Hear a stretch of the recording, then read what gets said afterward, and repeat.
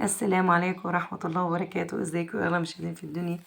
عاملين ايه؟ يا رب تكونوا بخير. معكم ماما. هو فيديو جديد هنعمل مع بعض الطواجن دي، تنفع بقى عشاء كده حلو جميل، حلو قوي قوي قوي. مش هقول لكم هنعمل ايه الا لما تخشوا الفيديو الاول وتعملوا لايك وتشتركوا في القناة وتفعلوا الجرس عشان يوصلكم كل جديد، ونقول بسم الله الرحمن الرحيم. اللهم صل وسلم وبارك على سيدنا محمد وعلى آله وأصحابه أجمعين.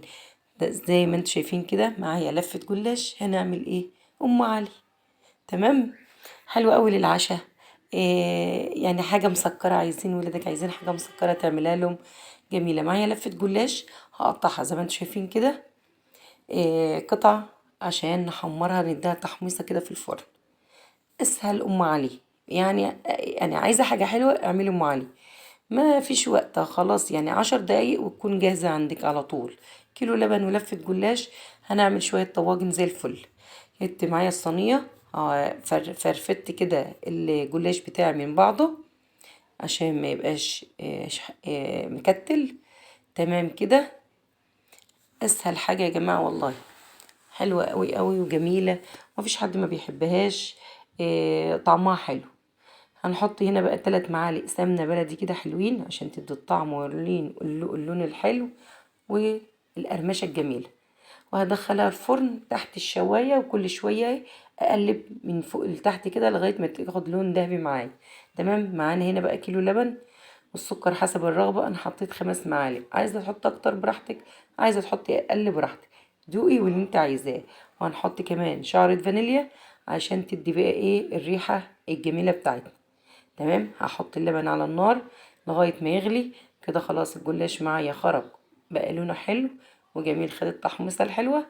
هجيب بقى الطواجن بتاعتنا ونعمل فيها كل واحد طاجن على قده كده.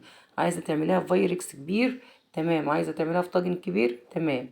انا عاملاها على كل واحد ياخد واحدة. هنحط الجلاش بتاعنا. طبعا يعني ممكن تتعمل بالملفيه. هي طريقتها الأصلية بالملفيه بالكرواسون أي حاجة، بس دي أسهل حاجة الجلاش، وبصراحة يعني أرخص حاجة كمان. احنا بنحب ايه نجيب الحاجات السهلة البسيطة. معايا هنا مكسرات سوداني، زبيب، جوز الهند. حطيت اللبن لازم يكون بيغلي يا جماعة، ما يبقاش بارد عشان ما تعجنش معاكي.